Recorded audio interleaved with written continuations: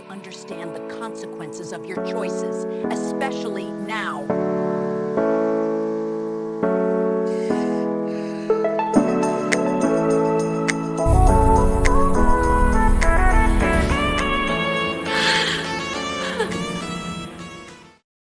The crystal wine glass shattered against the marble floor, and every head at the table turned to stare at me. My mother-in-law's mouth hung open, her perfectly painted red lips trembling as I held up the faded photograph for everyone to see. "You want to know why Patricia has spent 2 years tearing me apart at these dinners?"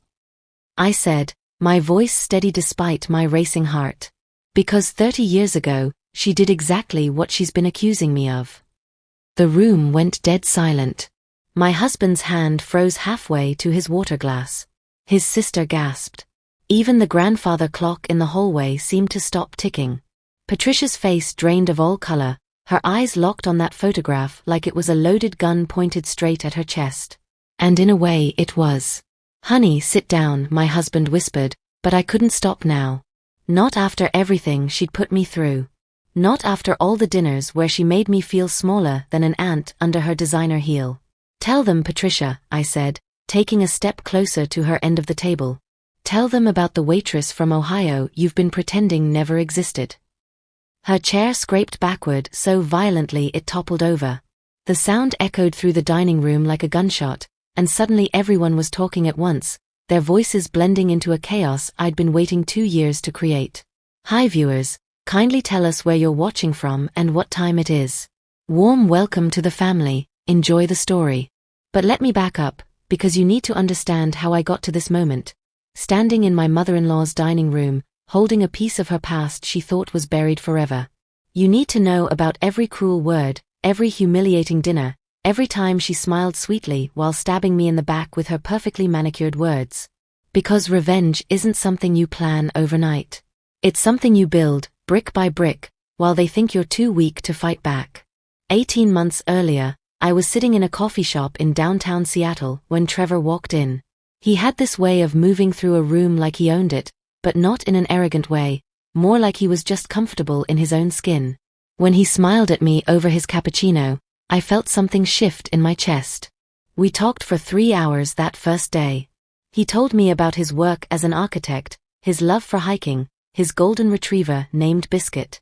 I told him about my job as a third-grade teacher, my tiny apartment, my dreams of writing children's books someday. Everything felt easy with him, natural, like we'd known each other in another lifetime. 6 months later, he proposed on a cliff overlooking the ocean, and I said yes before he even finished asking. I was floating on air, believing I'd found my forever person. I had no idea what was coming. "There's someone I want you to meet," Trevor said one Saturday morning, his voice carrying a strange tension I'd never heard before. "My mother wants to have lunch with us." The restaurant Patricia chose was the kind of place where the silverware probably cost more than my car payment. She was already seated when we arrived, her spine straight as a ruler, her gray hair swept into an elegant bun. She looked me up and down in one swift motion, and I watched something cold flicker behind her eyes. "So you're the teacher," she said, not standing to greet me. Her handshake was limp, like touching a dead fish. "Trevor has always been attracted to simple things." Trevor laughed, thinking it was a joke.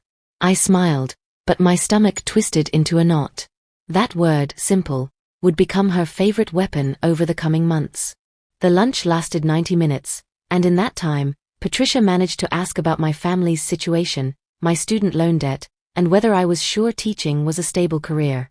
Every question felt like a small cut, death by 1,000 paper slices. As we left the restaurant, Trevor squeezed my hand. "She liked you," he said. I wanted to believe him. I really did. The engagement party was held at Patricia's estate 3 weeks later. The house looked like something from a movie. Marble everything, chandeliers that probably cost more than my college education, gardens that went on forever. I wore my best dress, the navy blue one I'd saved for months to buy. Patricia wore cream and pearls. She floated through the room like a queen, accepting congratulations and air kisses from people who smelled like old money and expensive perfume. I stood by the champagne table, trying to look like I belonged. Everyone, Patricia called out, tapping her glass with a silver spoon. The crowd fell silent. I want to say a few words about my son's engagement. Trevor beamed at me from across the room. I smiled back, my heart swelling. Trevor has always had such a big heart, Patricia continued, her voice dripping with honey. Even as a child, he'd bring home stray animals, broken things that needed fixing. I suppose some habits never change. The crowd chuckled. Trevor's smile faltered slightly. I felt my face burn as the meaning of her words sank in like poison. She'd just called me a stray. A broken thing her son had picked up out of pity. And she'd done it in front of 50 people, all of whom were now looking at me with curious, pitying eyes. The wedding day should have been perfect. I'd dreamed about it since I was a little girl. The white dress, the flowers, the moment when someone chose me above everyone else. But Patricia made sure I'd never forget whose day it really was. I saw her dress first thing that morning when she arrived at the venue. Pure white. Not cream, not ivory, not champagne white. The exact shade as mine. She glided into the bridal suite where my bridesmaids were helping me with my veil, and everyone went quiet. Patricia, my maid of honor, said carefully, "That's gorgeous, isn't it?" Patricia twirled, the fabric catching the light. I thought, why should only the bride get to feel beautiful today? This is my baby boy's wedding too. My stomach dropped. In the mirror, I watched my own face crumble, then quickly forced it back into a smile. Trevor's sister looked away. Nobody said anything else. The ceremony was a blur. I walked down the aisle trying not to cry, and not from happiness. Patricia sat in the front row, her white dress gleaming like a spotlight, drawing every eye. I heard whispers. I saw people taking photos of her instead of me. When we got to the reception, I thought maybe the worst was over. I was wrong. Patricia's toast started sweet. She talked about Trevor as a baby, his first steps, his first day of school. Everyone smiled and nodded. Then her voice shifted, became sharper. And now he's married to someone who comes from such a different world than ours, she said, her eyes finding mine across the room. Someone who'll need a lot of guidance to understand how our family works. But I'm sure she'll learn, eventually. Some people are quick studies. Others need more time. The room had gone awkward and tense. Trevor touched my hand under the table, but he didn't stand up. He didn't defend me. He just sat there, frozen, while his mother smiled like she'd just given the most loving speech in the world. I excused myself to the bathroom and cried into my hands, mascara running down my cheeks. My wedding day. She'd ruined my wedding day. When I came back out, I found her in the hallway, adjusting her white dress in a mirror. "It's a beautiful wedding," she said without looking at me. "You should be grateful Trevor's family could afford to make it so special for you. Lord knows what you could have managed on a teacher's salary." I stood there, speechless, as she walked away. That night, lying in the hotel room that should have been filled with joy, Trevor tried to comfort me. "She doesn't mean anything by it," he said. "That's just how she is. She's from a different generation." But I knew better. She meant every single word. 2 days into our honeymoon in Hawaii, Trevor's phone rang at 6 in the morning. Patricia was crying. There was an emergency. Something about the house. We needed to come home immediately. We cut our trip short, flew back in a panic, raced to her estate. When we arrived, she was sitting in her garden drinking tea, perfectly fine.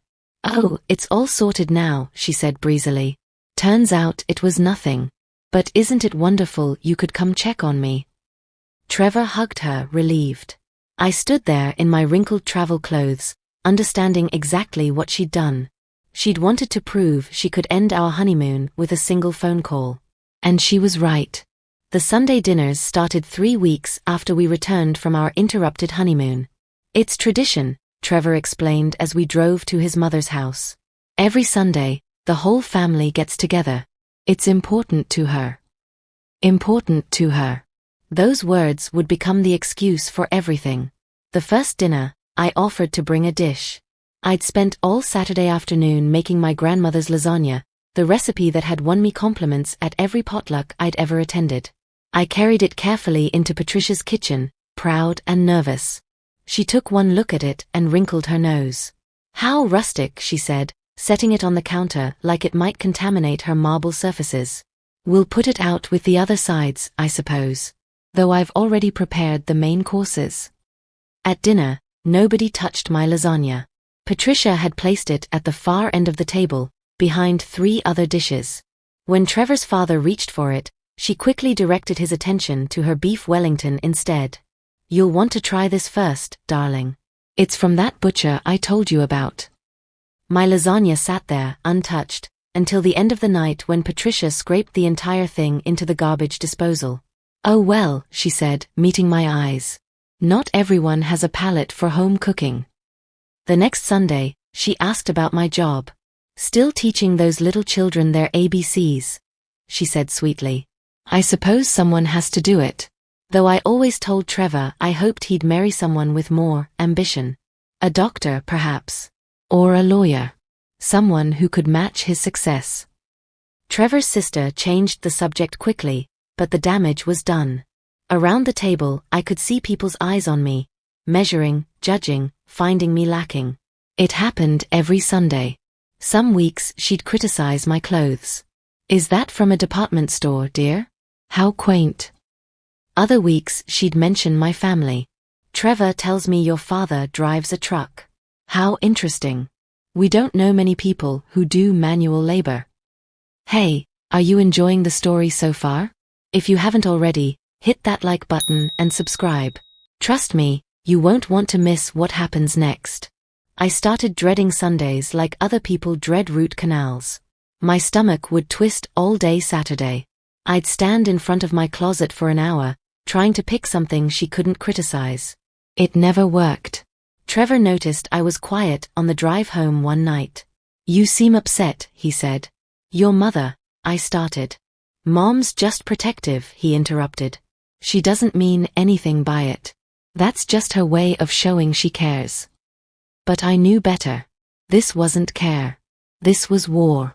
And I was losing every single battle. 3 months into the Sunday dinner tradition, I took a pregnancy test. 2 pink lines appeared, clear as day. I stared at them in the bathroom, feeling joy and terror all at once. I was going to be a mother. And Patricia was going to be a grandmother. The thought made me physically sick. I waited 2 weeks before telling Trevor about the baby. I wanted those 14 days to feel the happiness without the dread of what was coming. We cried together in our living room, holding each other, talking about names and nurseries and all the beautiful future ahead of us. Then we had to tell his mother. Patricia's face when Trevor made the announcement was something I'll never forget. For just a split second, I saw pure rage flash across her features before she smoothed it away into a smile. A baby, she said slowly. How unexpected. We're so excited, Trevor said, squeezing my hand. Of course you are, Patricia said, her eyes on me like lasers. Though I do hope you've thought about the financial implications. Babies are expensive. And on a teacher's salary. She let the sentence hang there, poisonous and sharp. The pregnancy made everything worse.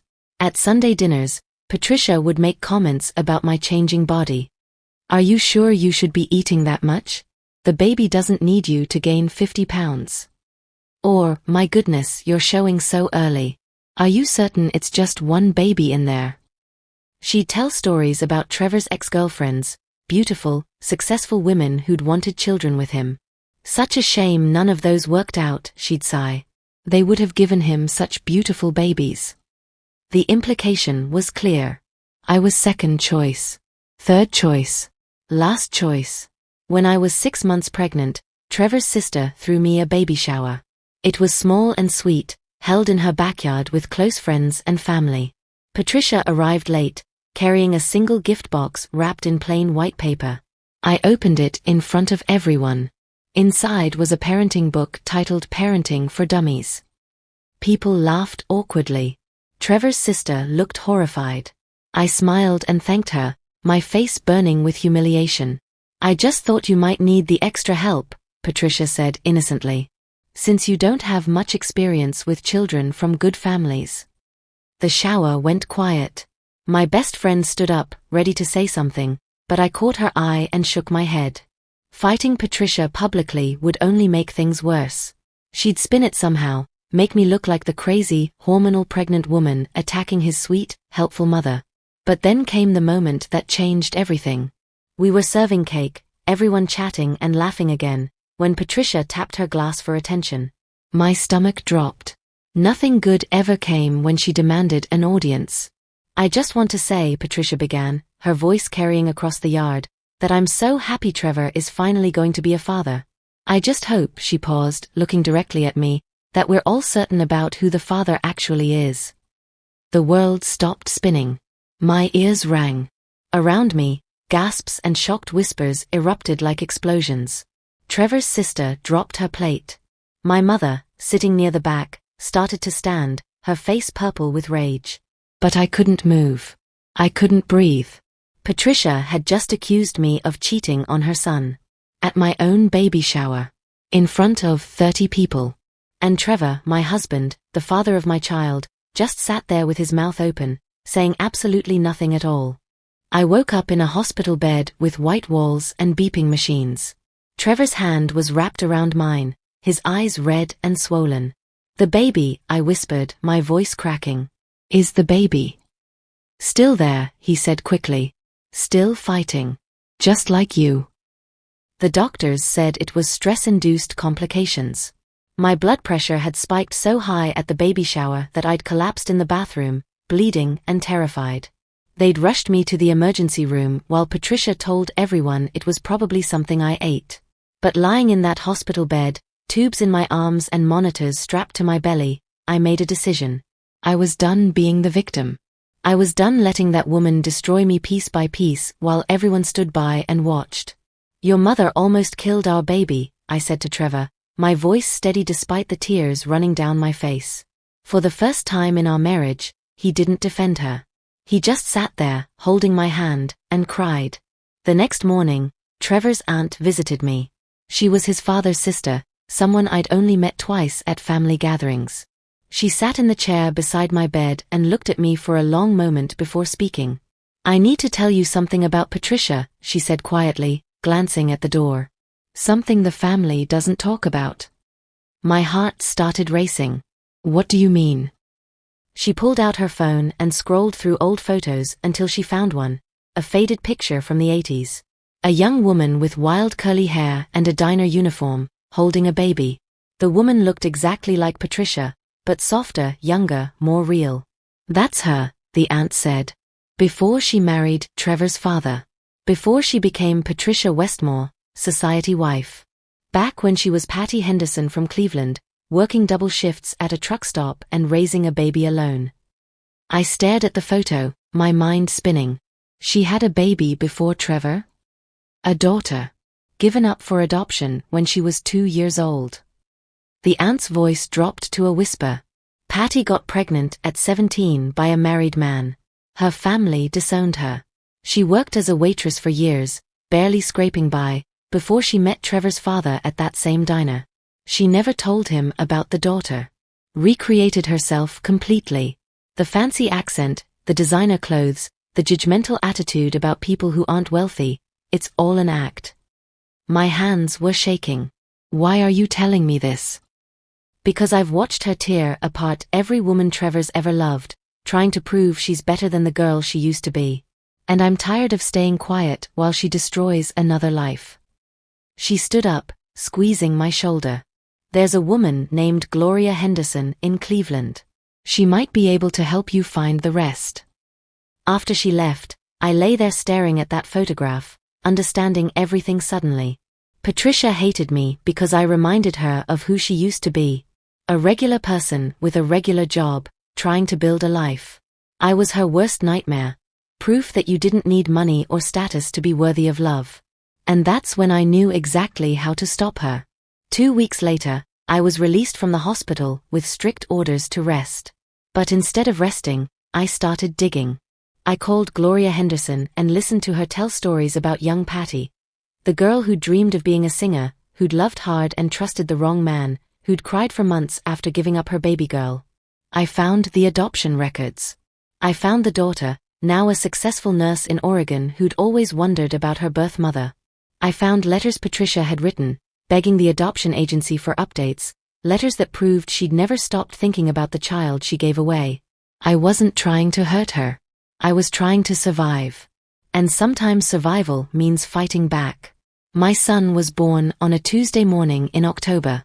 6 pounds, 3 ounces, with Trevor's nose and my stubborn chin. We named him Finn. Holding him in my arms, I felt a fierce protectiveness I'd never known existed. Nobody would ever make him feel small. Nobody would ever tear him down the way Patricia had torn me down. And nobody would ever hurt his mother again without consequences. The first Sunday dinner after Finn was born, Patricia insisted we attend. It's tradition, she said on the phone, her voice dripping with false sweetness. And I'm sure everyone wants to meet the baby. I dressed carefully that morning. I packed the diaper bag with shaking hands. And I slipped the photograph into my purse, along with copies of the adoption papers and a letter from Patricia's daughter, who'd agreed to meet her birth mother if Patricia was willing. Trevor carried Finn in his car seat, chatting nervously about how his mother would probably cry with joy when she saw her grandson. I stayed quiet, my heart pounding against my ribs. The dinner started normally. Patricia cooed over Finn but made sure to add little barbs. He's so small. Are you feeding him enough? And I hope he got Trevor's intelligence rather than, well, we'll see. I smiled and nodded, waiting. Around the table sat Trevor's father, his sister and her husband, his aunt who'd given me the photograph, and 3 of Patricia's country club friends she'd invited to celebrate the new baby. We were on the main course when Patricia started her usual routine. You know, I was reading about postpartum depression, she announced loudly. Apparently it's very common in women who aren't naturally maternal. I do hope you'll keep an eye on her, Trevor. We wouldn't want anything to happen to the baby. Trevor's sister dropped her fork. His father looked uncomfortable. The aunt caught my eye across the table and gave me the smallest nod. It was time. Patricia, I said quietly, setting down my napkin. My hands were steady now, my voice clear. I need to ask you something. She looked at me with that familiar condescending smile. Yes, dear. Why do you hate me so much? I asked. Is it because I remind you of someone?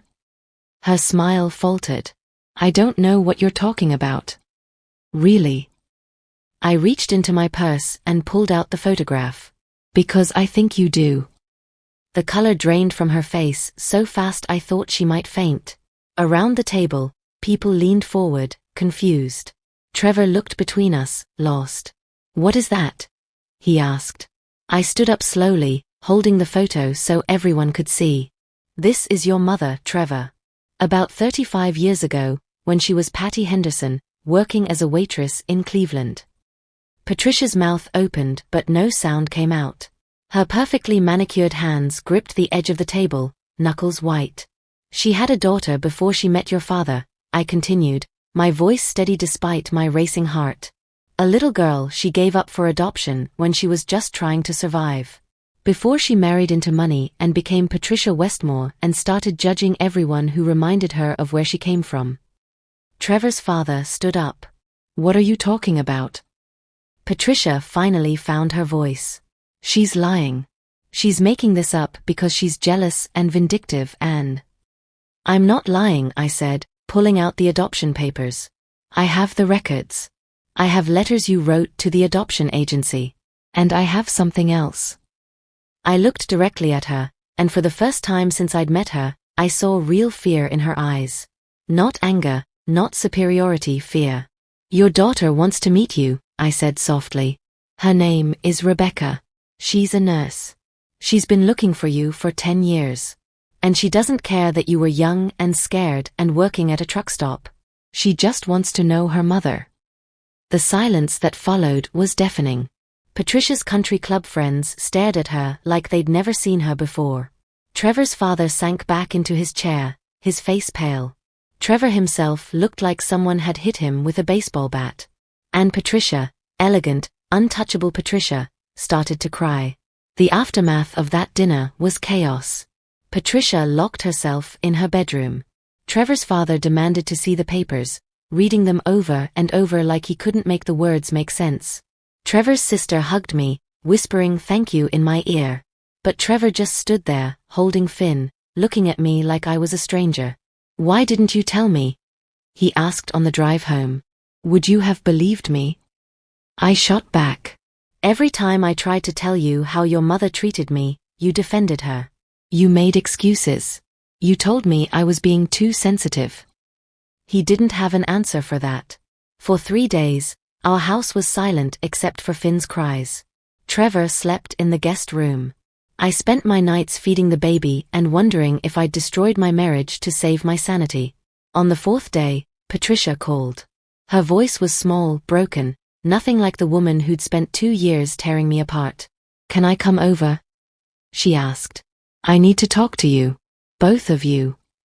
She arrived at noon, wearing jeans and a plain sweater instead of her usual designer outfits. Without the armor of her expensive clothes and perfect makeup, she looked older, smaller, more human. We sat in the living room, Finn sleeping in his bassinet between us like a tiny referee. "I was 17, Patricia started, her voice barely above a whisper. "He was 32, married, told me he loved me. When I got pregnant, he disappeared. My parents kicked me out. I worked 3 jobs to keep my baby, but I couldn't give her the life she deserved." Tears ran down her face, smearing her mascara. This wasn't the composed, cruel woman from Sunday dinners. This was Patty Henderson, still carrying the shame and pain of being young and alone and desperate. After I gave her up, I promised myself I'd never be poor again. Never be looked down on again. When I met Trevor's father, I became someone new. Someone who belonged in his world. She looked at me finally, her eyes red and swollen. "And then you showed up. Sweet and genuine and comfortable being exactly who you are. You reminded me of everything I'd tried to bury." If you're still watching, drop a comment and let me know what you think. Should she forgive Patricia? I read every single one of your comments. I sat there, holding my sleeping son, looking at this broken woman who'd tried so hard to break me. Part of me wanted to stay angry. Part of me wanted her to hurt the way she'd hurt me. But mostly I just felt tired. "You almost made me lose my baby," I said quietly. "You humiliated me for 2 years. You made me feel worthless." "I know," she whispered. "I'm so sorry." Trevor cleared his throat. "Mom, I need you to understand something. If you ever treat my wife like that again, you won't see us. Any of us. I mean it." Patricia nodded, tears still streaming. "I understand." "And," I added, surprising myself, "you need to meet Rebecca. Your daughter. She deserves to know you. The real you, not the act." Patricia's face crumpled. She covered her mouth with her hands and sobbed, deep, wrenching sobs that sounded like they'd been trapped inside her for 35 years. We didn't hug. We didn't suddenly become best friends. But something shifted in that room, some small crack in the wall between us. That night, Trevor came back to our bedroom. We lay in the dark, Finn between us in his bassinet, and talked for hours about family and pain and the people we pretend to be versus who we really are. "I'm sorry I didn't protect you," he said finally. "I'm sorry I made excuses for her." "Don't ever do that again," I said. "Not for her, not for anyone. If someone hurts me, you stand up. That's what marriage means." He promised he would. And this time, I believed him. Patricia met her daughter 3 weeks later at a coffee shop in downtown Seattle.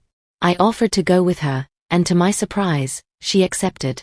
We sat at a corner table, Patricia's hands shaking so badly she could barely hold her cup. When Rebecca walked in, the resemblance was shocking. She had Patricia's eyes, her smile, the same way of tilting her head when she was thinking. They stared at each other for a long moment before Rebecca sat down. "Hi, Mom," Rebecca said softly. Patricia burst into tears. "I'm so sorry. I'm so sorry." I watched them talk for 2 hours, Patricia telling the truth about her life for maybe the first time in decades. Rebecca listened, asked questions, cried, laughed. They exchanged phone numbers and promised to meet again. As we walked to the car afterward, Patricia touched my arm. "Thank you," she said. "You could have used that information to destroy me. Instead, you gave me my daughter back." "I didn't do it for you," I said honestly. "I did it to save myself." But I'm glad something good came from it. She nodded, understanding. We weren't friends. We might never be. But we'd reached something like a truce. The next Sunday dinner was different. Patricia had invited Rebecca. Trevor's father was trying to process having a stepdaughter he'd never known about. The whole family was adjusting to this new reality. When Patricia started to say something critical about my outfit, she caught herself mid-sentence, closed her mouth, and said instead, "That color looks lovely on you." It wasn't much. But it was something.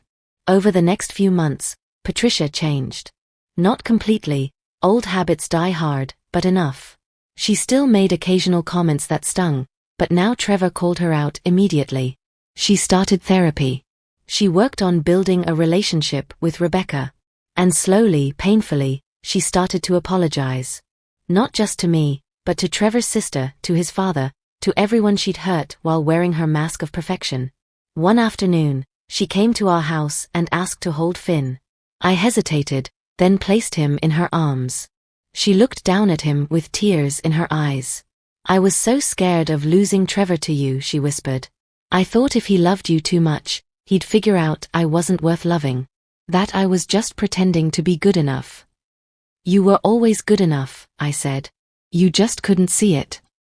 She held Finn close and cried quietly, and I realized that sometimes the cruelest people are just the most broken ones, lashing out before someone can hurt them first. But here's the thing about breaking cycles. Someone has to be brave enough to stop the pattern. Someone has to say enough. Someone has to stand up and fight back, even when it's terrifying. I'd done that. And in doing so, I'd freed both of us. It's been a year since that explosive dinner. Finn is walking now, babbling words that almost make sense, filling our house with laughter. Trevor and I are stronger than ever, having learned the hard way that protecting each other means standing up, speaking out, refusing to accept cruelty as tradition. Patricia still hosts Sunday dinners, but they're different now. Smaller, quieter, more honest. Rebecca comes with her husband and kids. Patricia's mask has cracked enough that we can see the real person underneath. Still difficult sometimes, still sharp-edged but trying. Last Sunday, she apologized to me in front of everyone.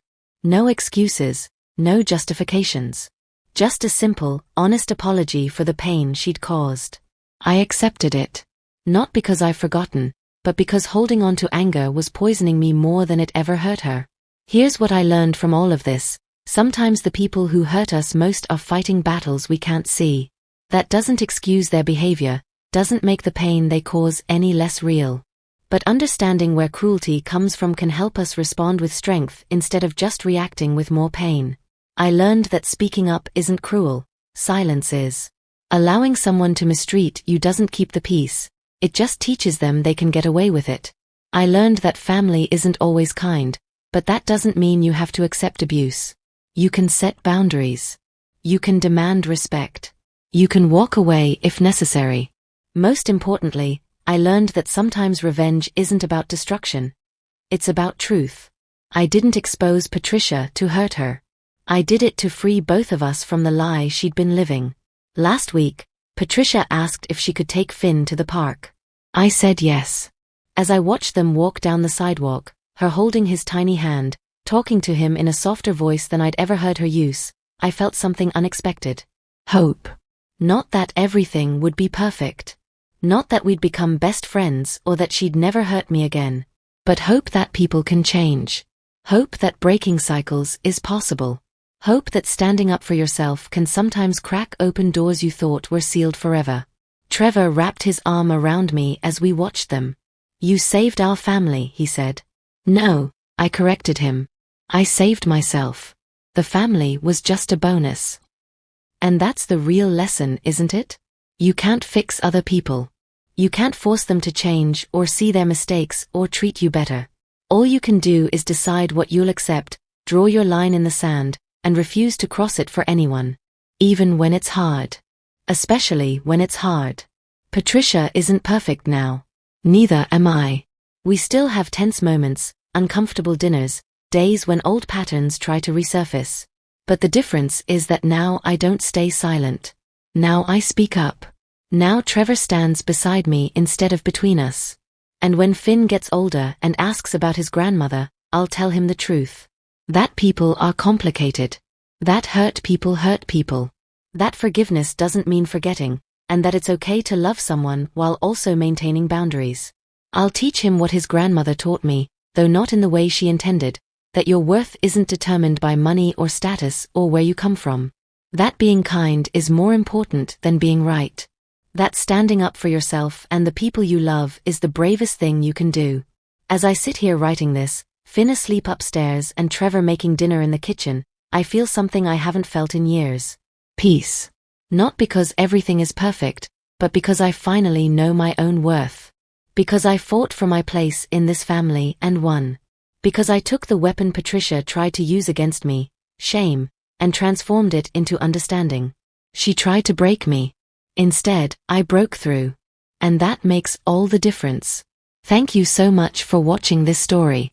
If it resonated with you, please subscribe and turn on notifications. We have so many more powerful stories coming to this channel that you won't want to miss. Drop a comment below sharing your thoughts, your own experiences, or just to let me know you were here. Your stories inspire others who might be going through similar struggles. Remember, you're not alone, and your voice matters. Hit that subscribe button, and let's build a community where we lift each other up. I'll see you in the next story.